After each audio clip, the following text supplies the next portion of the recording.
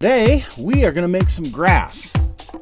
No, I'm not in Colorado, so it's not going to be that kind of grass. It's our techniques that are so simple and sensible, your models will practically build themselves.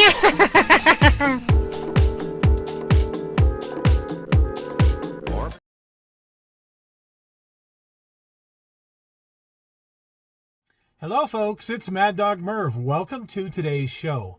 Today we are going to be looking at what I have been doing in the past few weeks out here in the doghouse. I've been doing something called batch painting, which I really didn't know about. I didn't know about the term. I have, turns out, done it before as I've been building some figures and whatnot. But today, we're actually going to get into the batch painting I've been doing for my son for his Warhammer army. So stick around. Let's take a look at what batch painting is versus individual painting of figures and how I've been doing it. So we're going to start out with where we left off a few weeks ago. Here's one of the Tyranids that I had painted. Thought it turned out pretty good, but I've got 40 of these that I'm going to have to do ultimately. So I'm going to have to do them in kind of an assembly line. And the same with the Marine that we did a few weeks ago. I've got a bunch of these guys to have to do. So we're going to do something called batch painting. To start out, I've picked up 2 cans of spray paint, one the McCraig Blue to prime the Marines, and the Wraithbone White to prime the Tyranids. And again, this is a primer, and we'll paint everything over this. So we start out with our bare plastic, the gray shame as they call it, the Warhammer. A lot of guys don't get around to painting them. So here this is with that Wraithbone White. It is a great primer. I absolutely love spraying this stuff. So in batch painting, I get this whole group together and I do one color at a time.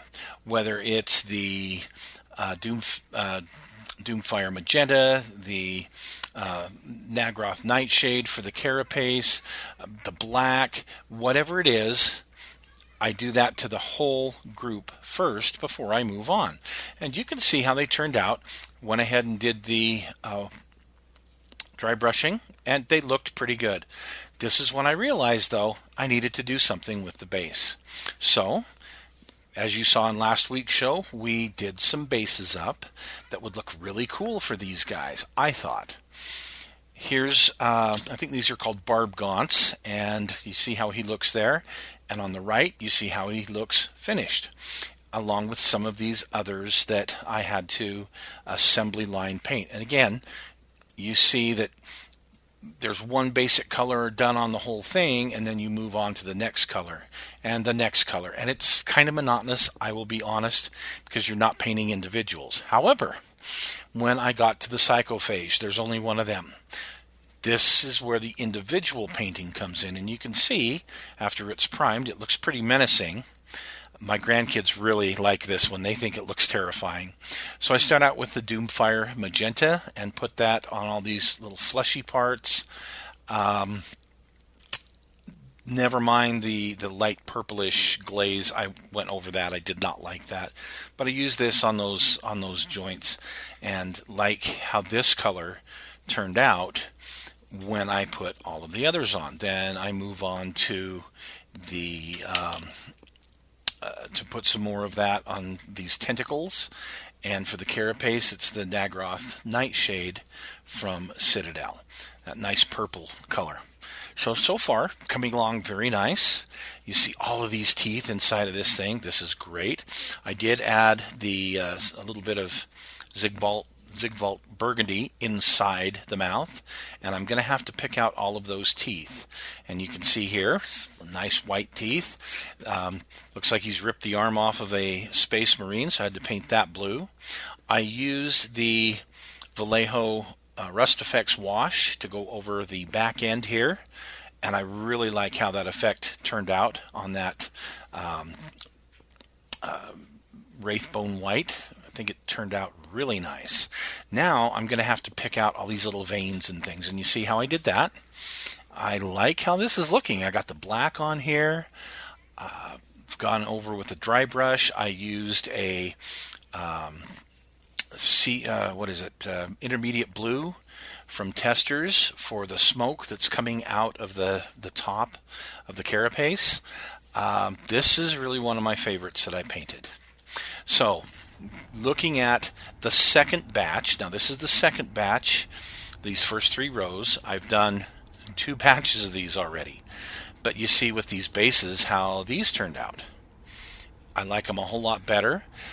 Again, it's just an assembly line, so there's no real individualism to them, even though each individual sculpt is slightly different pose. But check out these guys and their bases. I like how those turned out. Pretty menacing looking group, isn't it? And I don't have the psychophage here. I'd already finished him and got him to my son, but that is the Tyrannid army that I built for my son. And you can see part of it here. So now before I move on to the Ultramarines, I'll show you a couple of tools I picked up that were very handy. This magnetic base and these little clips, these little alligator clips. I know you guys have seen alligator clips and you probably already use them for your figures. These are really cool because they have a magnetic base and that little black box is magnetic. So I can put heads, arms, whatever I need to on here and get things painted individually. So in this picture you can see the Tyrannids in the background before I even started painting them. And the Ultramarines have been base coated with that Macragge blue spray paint. These guys with the kind of funny looking helmets and the little bit bigger armor, they are called Terminators. The other folks are an assault squad, and you can see here a couple of the Terminators and the assault squad where I have just started painting all of the gold, and that makes a huge difference in how it looks right there, just that much contrast. The helmets for these guys will be white, except for the sergeants, which have red helmets. And you can see how these guys are coming along. I just started on here, started painting the black on the weapons. We have the white helmets. Now I did a checkerboard. I actually painted this by hand, the white checkerboard. Sorry for the blurry one in the front there, but here they are, pretty much close to being done with all the little details that I've added. About 7 different paints have gone into getting it to this point so far.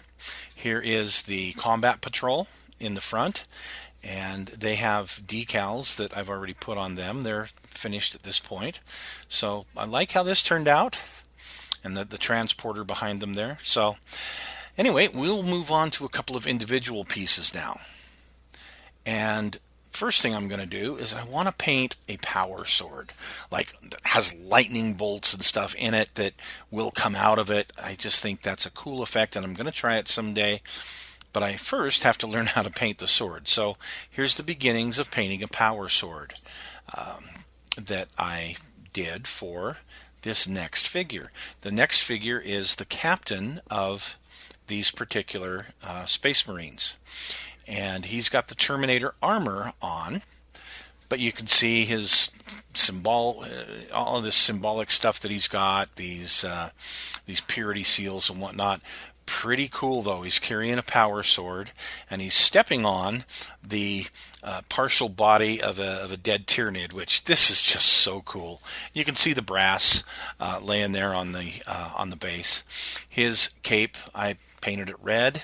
Yes, we're going to need to put a wash in there. I did all the checkerboard, and I mean, again, all of this is painted by hand. But I like how he turned out. I think he's pretty cool looking. Here's some more of the details. And back to his cape. We definitely need to put a wash on it, and after the wash we'll do some highlights. And there's the wash. It's wet, but I don't have a picture of how he completely turned out, but you get the drift from this point. So anyway, this was the captain of his army. Next, we're going to do what's called the librarian. Now, the librarian is more like a political officer. If you think about the old Soviet army, how you had a political officer to make sure everybody kept in line and did the things they were supposed to do politically and kept to the code and all that kind of stuff, that's what this guy here is. And he's kind of got psychic abilities. That's why he's got kind of a weird, different looking helmet. Here's the book that's got the code. He carries the code around with him everywhere in case there's any discrepancy. This is what the code says. Kind of a neat looking figure. But what I really like are all these runes that are all over that are engraved in him. And I went ahead and just painted those with a very, very thinned out light blue. Here's the base. Went ahead and just very simple to the base, and I think it turned out great. So anyway, folks, there's my son's army, and we'll get back to you here in a few weeks with my army. So thanks for joining us today.